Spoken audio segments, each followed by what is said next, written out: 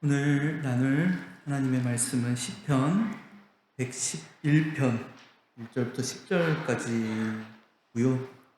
이후에 나오는 112편 1절부터 10절까지 연속해서 이렇게 교독하며 이렇게 나누어 보도록 하겠습니다. 제가 먼저 111편은 1절부터 읽겠습니다.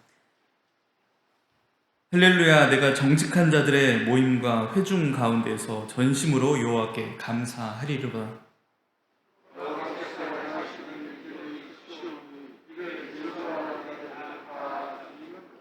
그의 행하시는 일이 존귀하고 엄위하며 그의 의가 영원히 서 있도다.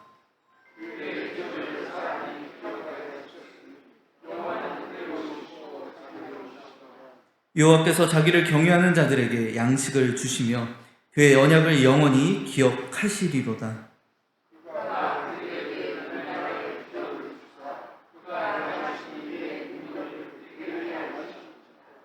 그의 손이 하는 일은 진실과 정의이며 그의 법도는 다 확실하니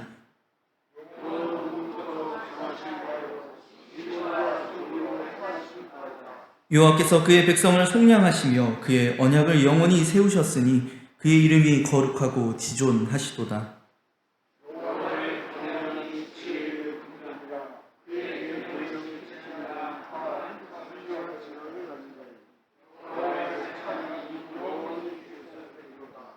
할렐루야, 여호와를 경외하며 그의 계명을 크게 즐거워하는 자는 복이 있도다.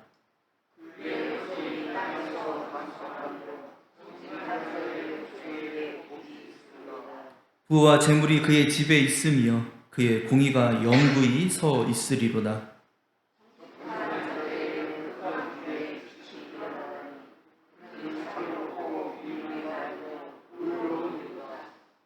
은혜를 베풀며 꾸어주는 자는 잘 되나니 그 일을 정의로 행하리로다.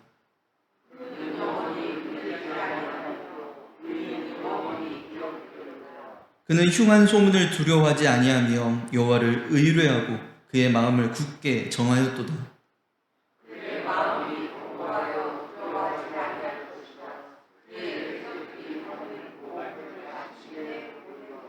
그가 재물을 흩어 빈궁한 자들에게 주었으니 그의 의가 영구히 있고 그의 뿔이 영광 중에 들리리로다.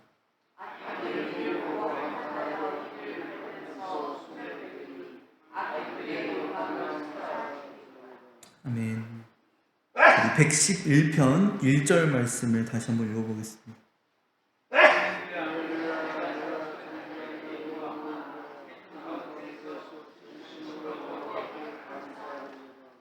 4절과 5절입니다.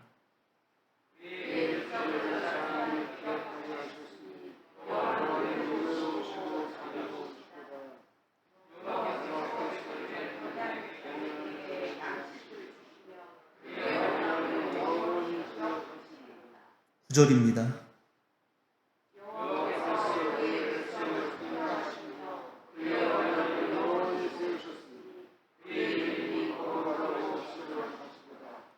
(111편) 10절과 112편 1절 말씀입니다.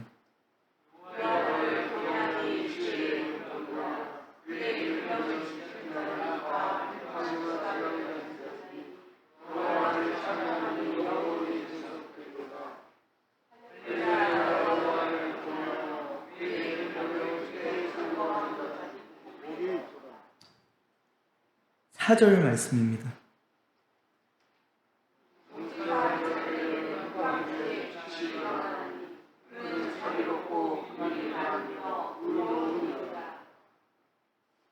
(5절입니다)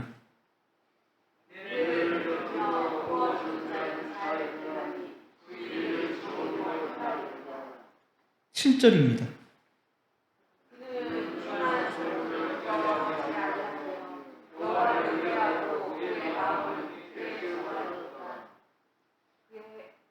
111편 10절 말씀을 다시 한번 읽어보겠습니다.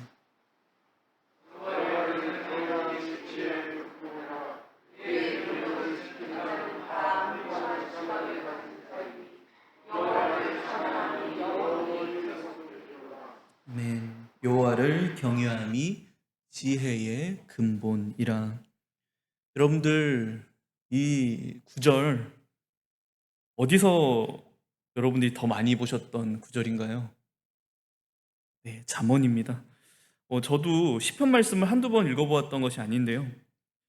이 시편에서 이 표현이 등장한다라고 하는 게 저는 이번에 이제 이 시편 111편, 112편을 준비하면서 굉장히 생소하고 좀 어색하게 느껴지더라고요.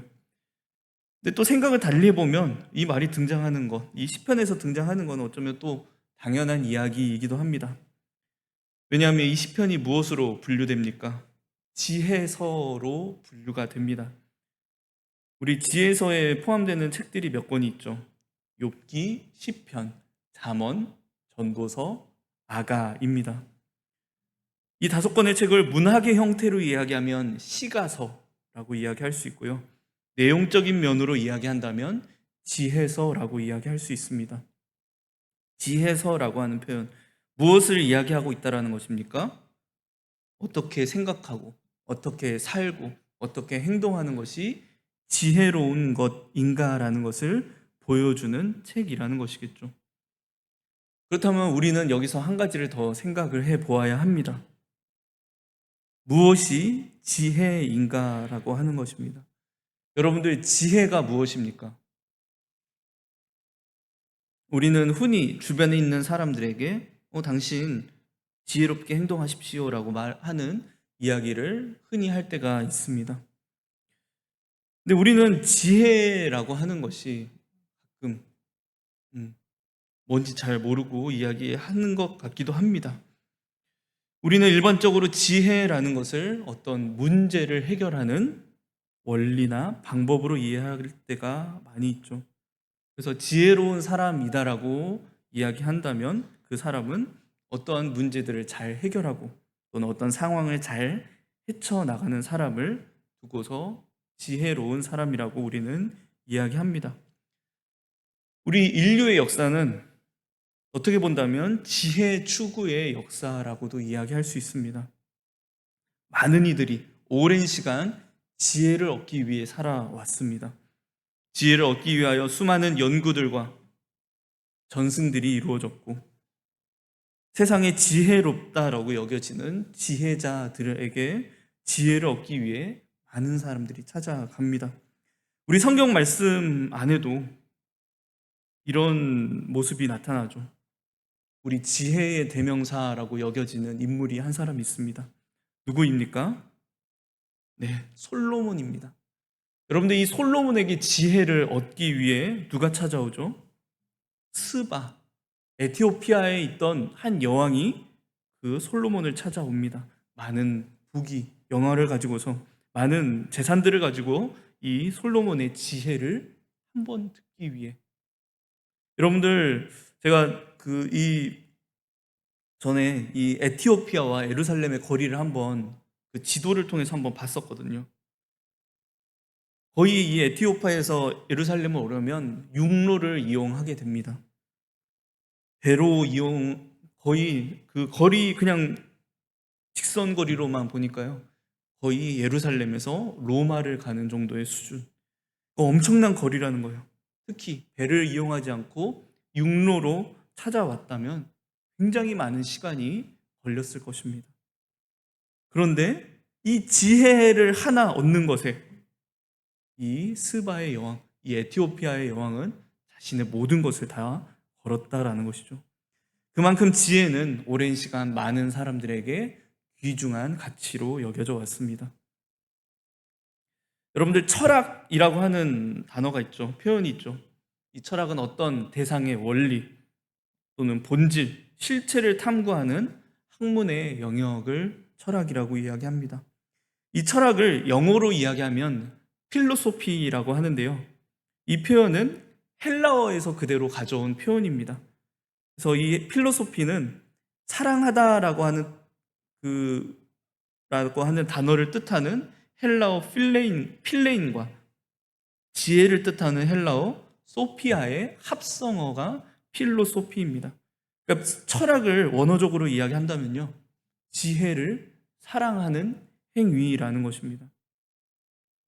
그렇게 많은 사람들이 귀하게 여기는, 또 자신의 모든 것을 바쳐 얻고자 하는 이 지혜를 성경은 무엇이라고 이야기합니까? 여러분들, 성경만큼 우리에게 지혜를 요구하는, 그리고 권면하는 책도 없을 겁니다. 아마 지혜를 얻게 하기 위하여 쓰여진 책들이 이 성경이라고 이야기될 수도 있고요. 또 우리가 계속 나누고 있는 시편, 잠언, 전도서, 아가, 욥기가 그런 내용입니다. 히브리어로 지혜는 호크마라고 합니다. 이 호크마라고 하는 단어는 아마 우리 중고등학생들이 더 많이 들어봤던 단어일 거예요. 왜냐하면 학원 이름 중에는 이 호크마 학원이라고 하는 그 학원도 있기 때문입니다. 이 지혜, 호크마라고 하는 이 단어는요, 성경 본문에서 여러 상황 가운데 쓰이는 단어입니다. 어떤 경우에는 전쟁의 전략과 관련될 때 쓰이는 단어가 호크마고요. 또는 나라를 다스리는 원리로 쓰일 때 호크마라고 하는 단어가 쓰입니다. 또는 어떠한 일의 전문 지식을 이야기하는 단어이기도 합니다. 이 전문 지식, 특정한 사람들이 사용하는 전문 지식을 이야기할 때 성경에서 가장 많이 쓰이는 표현이 호크마이기도 해요. 그래서 출애굽기 말씀 가운데 성막을 짓는데 하나님은 브살렐과 오홀리압에게 지혜를 주셔서 성막 건설의 모든 것들의 전문가가 되게 하십니다. 성막 건설은 굉장히 복잡하고 정교한 일이었지만 하나님께서는 그분의 지혜를 허락한 사람들에게 그 성막을 맡기시고요, 하나님께서 명령하신 그대로 성막이 지어졌다라고 하는 말씀을 우리는 출애굽기 안에서 찾아볼 수 있습니다. 그런데 무엇보다도 이 호크마, 지혜라고 하는 단어는요, 우리가 하나님과 깊이 연관되어 있는 단어라는 것입니다. 이 단어는 특히 창조와 관련되어 있는 단어입니다.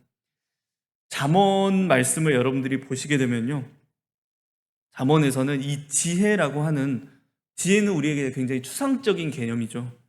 이 지혜라고 하는 이 표현을 사람처럼, 그러니까 인격화시켜서 이야기하는 구절이 나옵니다.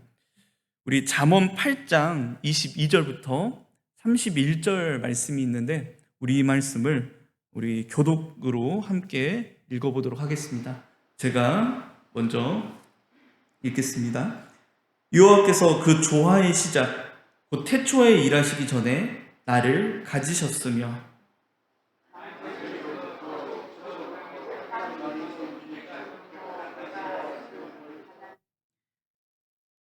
아직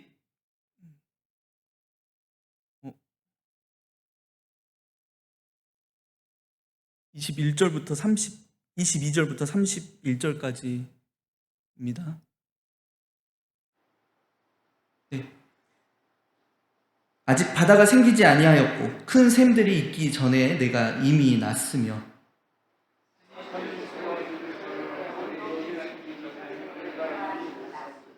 하나님이 아직 땅도 들도 세상 진토의 근원도 짓지 아니하셨을 때라.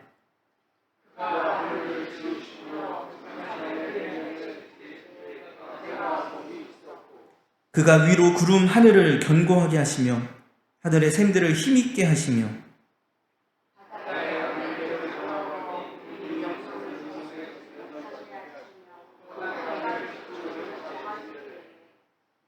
내가 그 곁에 있어서 창조자가 되어 날마다 그의 기뻐하신 바가 되었으며 항상 그 앞에서 즐거워하였으며.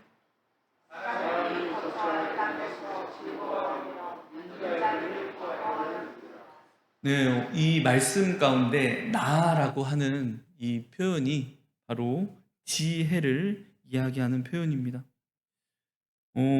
지혜는 여기서 자신을 무엇이라고 소개합니까? 나는 여호와께서 이 세상을 창조하시기 이전에 가장 먼저 창조한 첫 번째 창조물이다라고 하는 이야기가 나오죠. 사실 창세기에는 이런 이야기는 나오지 않습니다. 그러면서 30절 말씀에 이렇게 이야기해요. 내가 그 곁에 있어서 창조자가 되어 날마다 그의 기뻐하신 바가 되었으며. 이 표현은 이 지혜가 내가 창조자다라고 하는 그런 이야기를 하는 게 아니라 하나님께서 나를 창조의 원리로서 사용하셨다라고 하는 표현입니다. 그러니까 성경이 우리에게 이야기해주는 이 지혜는 정확하게 이야기하면 하나님께서 창조하시는 모든 피조물들의 원리가 된다라는 것입니다. 다시 말씀드리면 창조 질서의 원리라는 거죠. 그렇기 때문에 하나님께 창조함을 받은 피조물들인 우리가 하나님 앞에서 가장 합당하고 가장 온전하게 살아가기 위해서는 무엇이 필요하다라는 것입니까? 지혜가 필요하다라는 것입니다. 이 지혜를 우리에게 지혜가 있어야만 하나님께서 뜻하시고 목적하신 그 방향대로, 그 의미대로, 그 질서대로 온전히 살아갈 수 있다라는 것이죠. 단순히 내가 이 세상에서 내 앞에 닥친 문제를 빨리 해결하기 위한, 또는 나의 삶을 더 풍족하게 만들고 더 유익하게 만들게 하기 위한 어떤 수단과 방법이 아니라는 것입니다. 지혜는 우리 하나님의 백성들에게 있어 하나님의 뜻대로, 하늘의 뜻을 이 땅 가운데 그대로 이루게 하기 위한 제1의 원리가 된다라는 것입니다. 우리 하나님의 백성들에게 가장 필요한 삶의 원리는 바로 지혜입니다. 그렇다면 우리는 지혜를 어떻게 얻을 수 있습니까? 오늘 111편 10절 말씀이 우리에게 이야기해주는 오늘 제목이기도 합니다. 우리 시편 111편 10절 말씀을 다시 한번 읽어보겠습니다.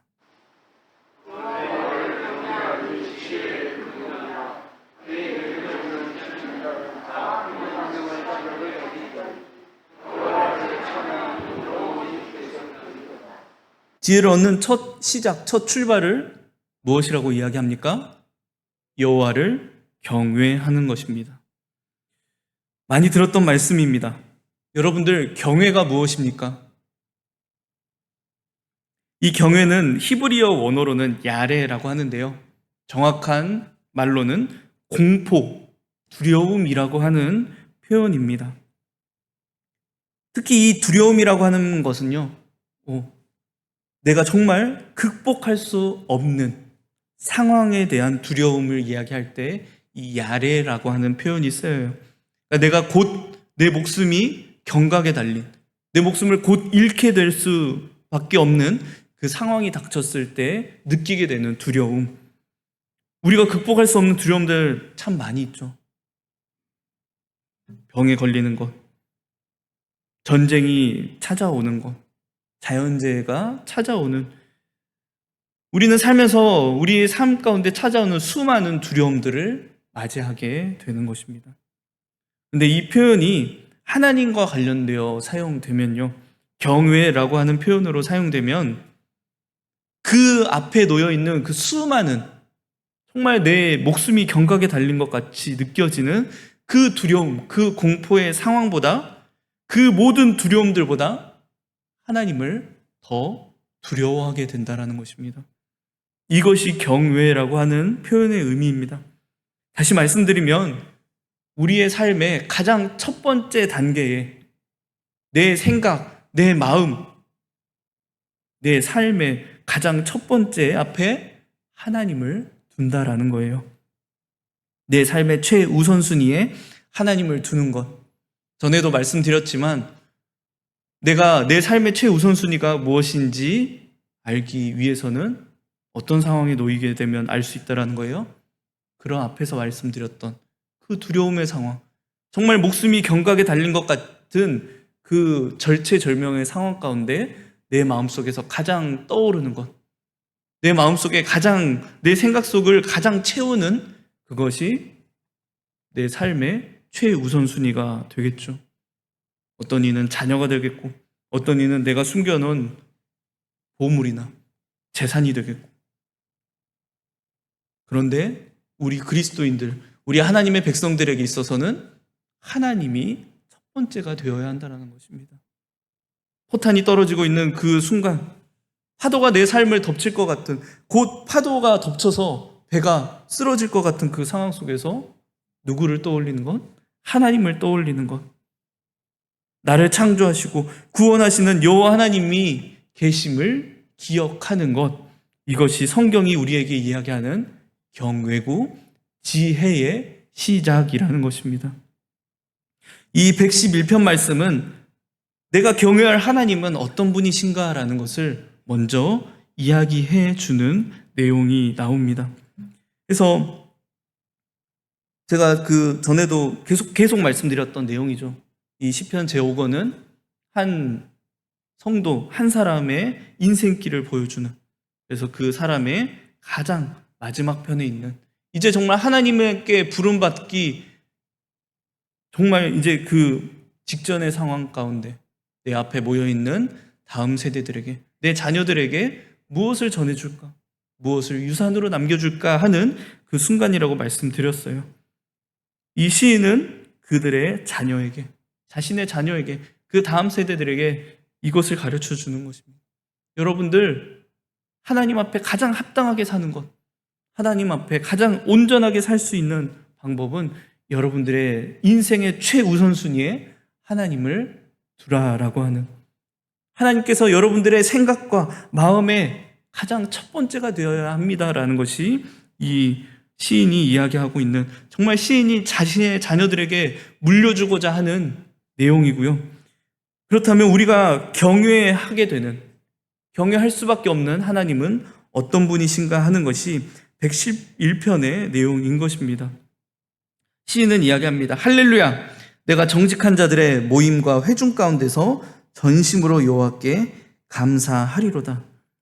이 시인이 정직한 자들, 또 많은 회중들 가운데서 정말 정직해서 온전히 잘 살아서 하나님 앞에 하나님이 보시기에도 정말 정직하고 깨끗한 삶을 온전히 살아내서 이런 이야기를 하는 게 아니라는 것을 우리가 시편 전체의 내용을 통해서 알 수 있죠.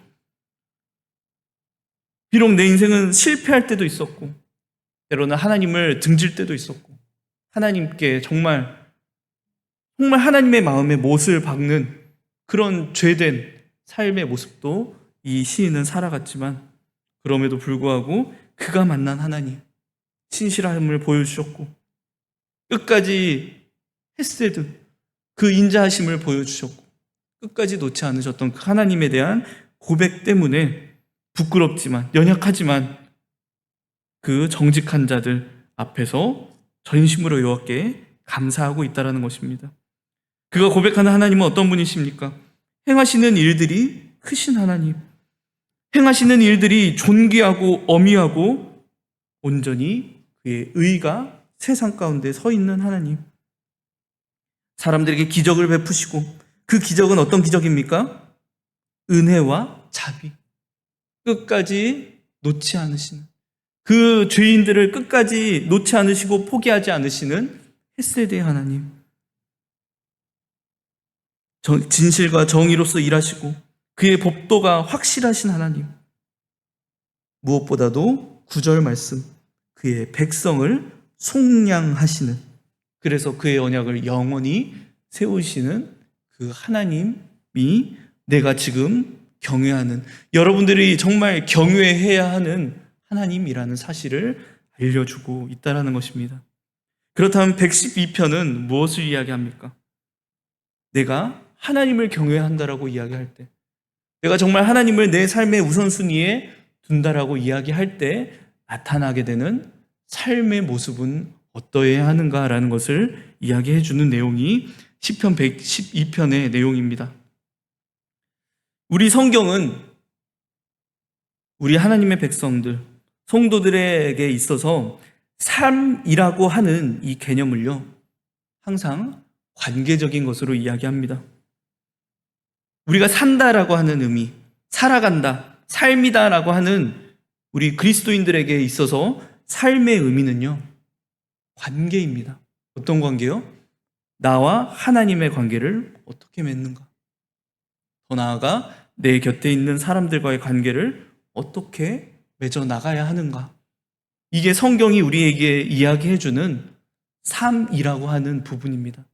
그냥 살아가는 거, 그냥 목숨이 주어졌으니까 그냥 오늘 하루 그냥 숨 쉬고 살아가는 것, 그런 의미가 아니라요. 우리에게 있어서 삶은 하나님과의 관계, 이웃 간의 관계. 더 정확하게 이야기하면 하나님을 사랑하고 이웃을 내 몸과 같이 사랑하는 그 모습이 우리가 고백해야 하는 삶이라고 하는 의미여야 한다라는 것입니다. 112편이 그런 모습입니다. 하나님의 백성들에게 있어서 잘 산다라고 하는 그 의미는요, 하나님과의 나의 관계가 내 곁에 먼저 바르게 맺어져 있고, 나와 내 곁에 함께한 이들의 관계가 끊어져 있지 않고 잘 맺어져 있는 상태를 이야기합니다. 그래서 오늘 말씀 112편 말씀을 여러분들이 보시면요, 1절 말씀에 시인은 이렇게 고백합니다. 우리 112편 1절 말씀을 다시 한번 읽어보겠습니다.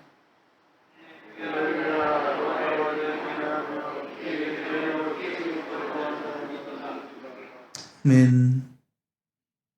하나님과의 관계가 맺어져 있는 사람의 삶의 모습은 첫 번째 무엇입니까? 그의 계명을 크게 즐거워한다라는 것입니다.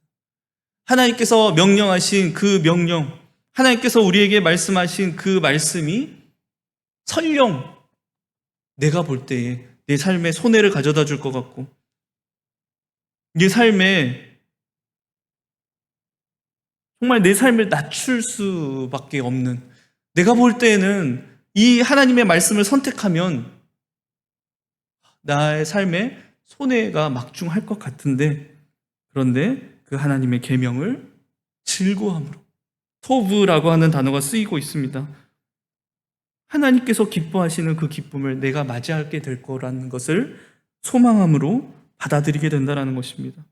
그리고 무엇보다도 그 계명을 내 복이라 믿고 살아가고 있는 삶의 모습, 하나님을 경외하는 이들의 삶에서 나타나게 되는 삶의 모습이라는 것입니다. 또한 어떻습니까? 우리 8절 말씀, 우리 7절과 8절 말씀을 다시 한번 읽어보겠습니다.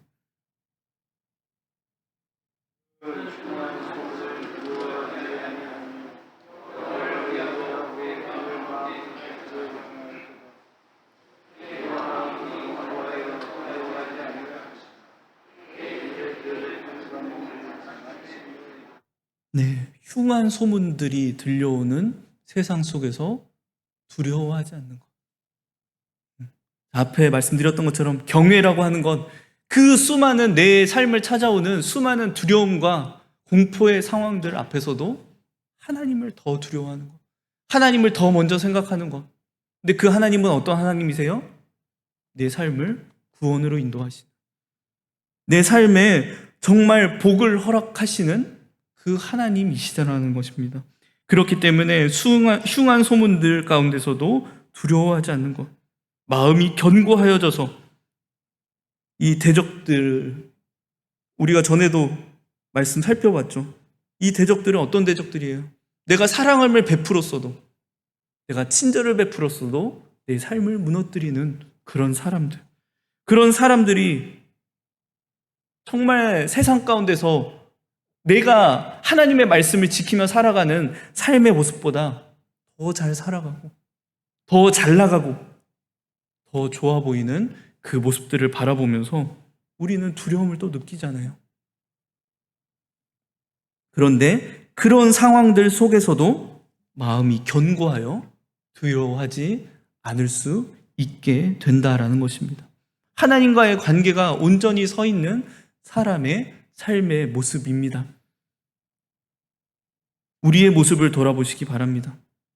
이 세상 속에서 우크라이나, 러시아 전쟁의 상황을 바라보며, 이스라엘과 팔레스타인의 상황을 바라보며 내 안에 두려움이 찾아오지는 않습니까? 이 세상 가운데 여전히 남아있는 그 전염병의 상태들을 바라보면서 우리는 두려워하고 있지 않습니까? 이 세상 가운데 여전히 옆에 있는 이들을 바라보며 우리는 참 두려워하고 공포를 느끼며 살아가고 있는 이 세상입니다. 저와 여러분들 두려워하지 않기를 소망합니다. 여호와를 의뢰하고 그의 마음을, 우리의 마음을 굳게 하시기 바랍니다. 여호와를 경외한다. 나는 여호와를 경외해. 라고 정말 입술에서 이야기하시는 분들이라면, 나는 여호와를 경외합니다. 라고 정말 확신을 가지고 이야기하시는 분들이라면 두려움 내려놓으시고 온전히 그 절체절명의 상황들 속에서 나를 구원하시고 나를 영생으로 인도하시는 그 하나님을 첫 번째로 떠올리시기 바랍니다. 그리고 두 번째로요, 앞서 말씀드렸던 것처럼 지혜를 가진 하나님을 경외하는 사람의 삶은 내 곁에 있는 이웃들 간의 관계까지 온전하게 이루어지는 상태입니다. 그래서 여러분들 말씀을 보면 4절과 5절 말씀을 우리가 다시 한번 읽어보겠습니다. 112편 4절과 5절 말씀입니다.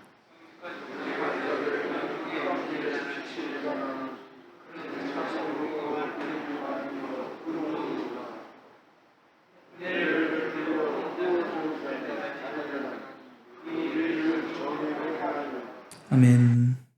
정직한 자들, 특히 자비롭고 긍휼이 많고 의를 행하는 사람들, 은혜를 베풀고 꾸어주는 자들.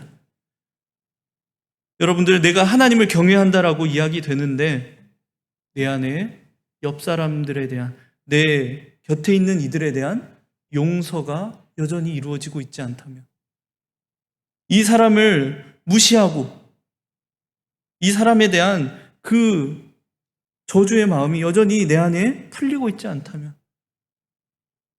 어렵고 힘들어하는 이들을 향한 긍휼의 마음을 내가 품고 있지 않다면 내가 고백하는 경외는 거짓일 수밖에 없다라는 것입니다. 저와 여러분들, 오늘 이 4절 말씀에 저는 이 말씀이 참 마음에 와닿습니다. 4절 말씀에 이 표현이 있습니다. 흑암 중에 빛이 일어난다. 여러분들, 이 세상 참 악하고 음란한 세상이라고 우리가 매일 고백하죠.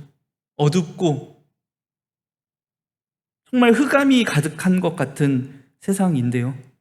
그런데 정말 여호와를 경외하는 저와 여러분들 한 사람 한 사람이 그 세상 속의 빛이라는 것입니다.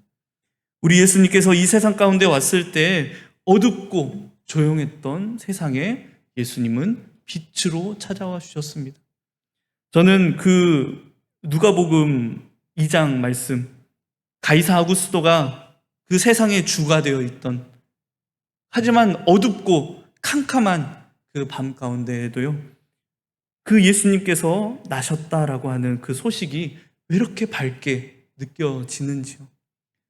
저와 여러분들, 이번 성탄절 준비해가는 우리의 10년 가운데 이 성탄절 안에 예수님은 정말 얼마나 계십니까?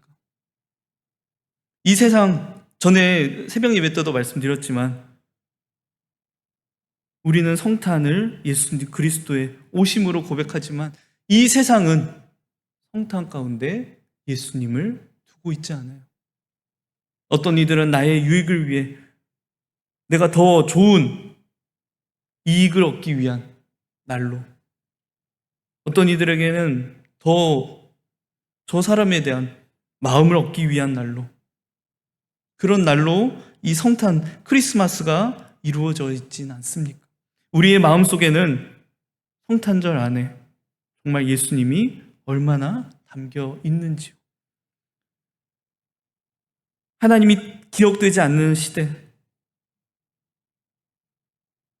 왕이 오심을 누구보다 기다렸지만 결국 진정한 왕이 오셨음에도, 진정한 주 퀴리오스가 오셨음에도 그것을 기뻐하지 않는 시대 속에 우리 예수님이 오셨던 것처럼, 정말 이번 성탄절, 이번 크리스마스, 세상 어디에서도 예수님의 오심을 찾아볼 수 없는 그 시대 속에서 정말 이 우리의, 저와 여러분들의 삶의 모습을 통해, 정말 하나님을 경외하는 이들의 삶을 통하여 예수님의 오심이 이 흑암 가운데 밝게 빛날 수 있게 되기를 정말 주님의 이름으로 축원드립니다.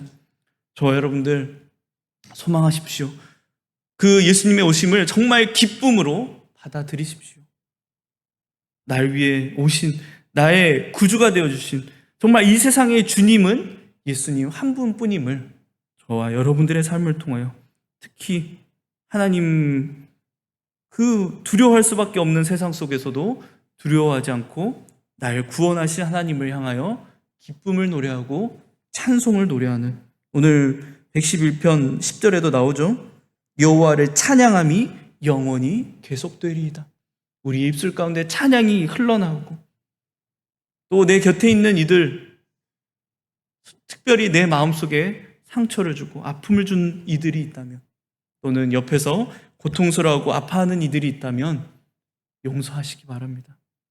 또 그들을 향하여 손을 내미시기 바랍니다. 또 용서를 구하시기 바랍니다. 회복되게 그 사람이 다시 살아나고 회복될 수 있도록 최선을 다하시기 바랍니다. 그런 저와 여러분들의 삶이 정말 이 성탄절 가운데 예수님께서 정말 주님이 되시는 세상의 왕으로서 밝게 빛나시는 그런 날로 변화될 수 있으리라 저는 믿습니다. 그것을 소망하며 정말 하나님께 구하시기 바랍니다. 여호와를 경외하기를 원합니다.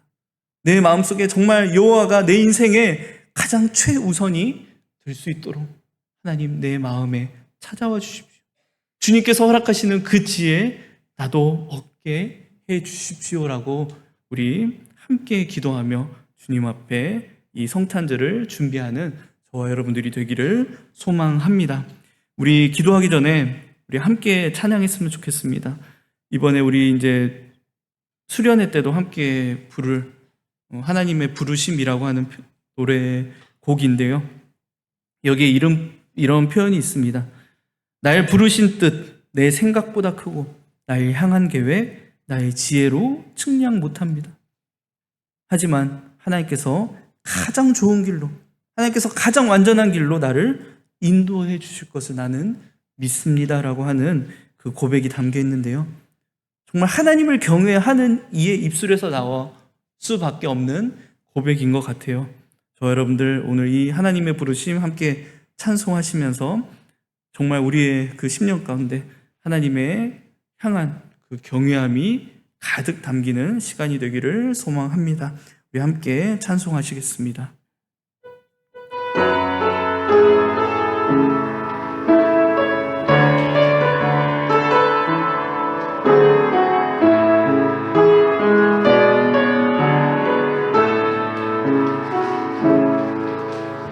하나님의 부르심에는 후회하심이 없네. 내가 이 자리에 선 것도 주의 부르심에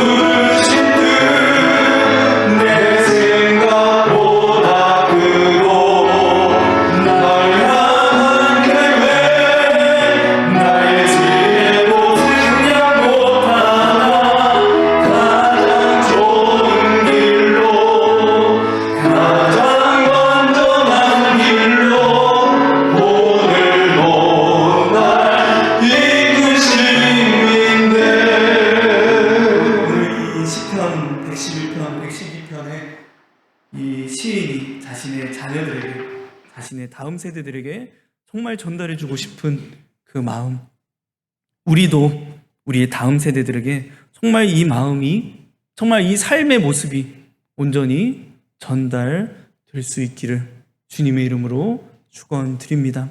우리 이 시간 함께 기도했으면 좋겠습니다.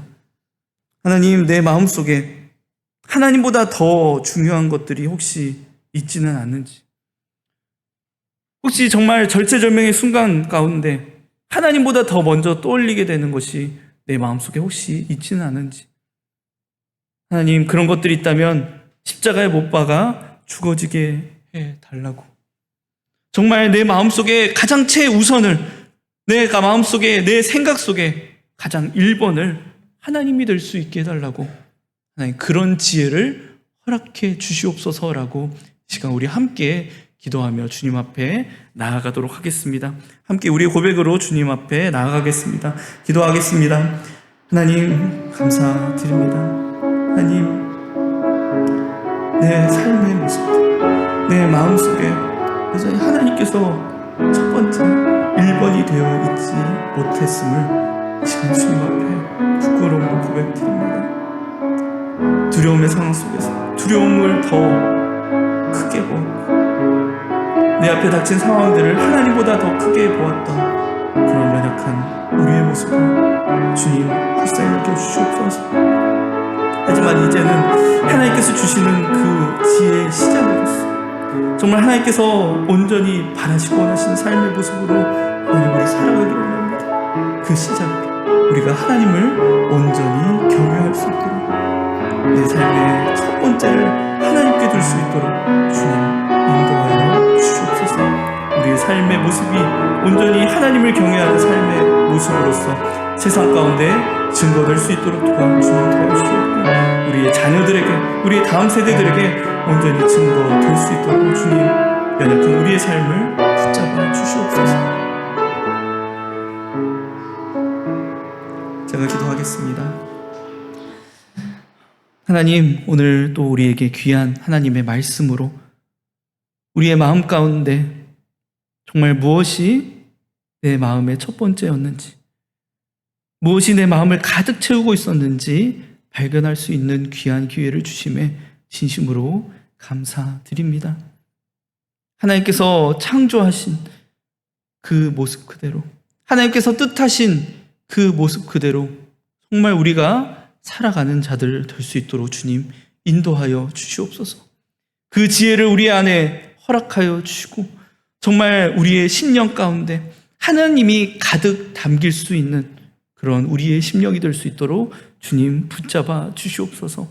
정말 하나님을 경외하는 그 모습이, 그 마음이, 그 생각이 그저 우리의 마음속에서 끝나는 것이 아니라 온전히 하나님을 경외하는 삶의 모습으로 정말 이 세상 가운데, 흑암이 가득한 세상 가운데 빛으로 드러나게 하시고, 정말 우리의 자녀들에게, 우리의 다음 세대들에게 정말 증거로 나타날 수 있도록 주님 인도하여 주시옵소서. 나의 지혜보다 크신 하나님의 지혜를 더욱 신뢰하고 세상 가운데서 온전히 하나님의 뜻을 이루며 살아갈 수 있는 그런 우리의 삶이 될 수 있도록 주님 인도하시고 붙잡아 주시옵소서. 감사드리며 예수님의 이름으로 기도드립니다.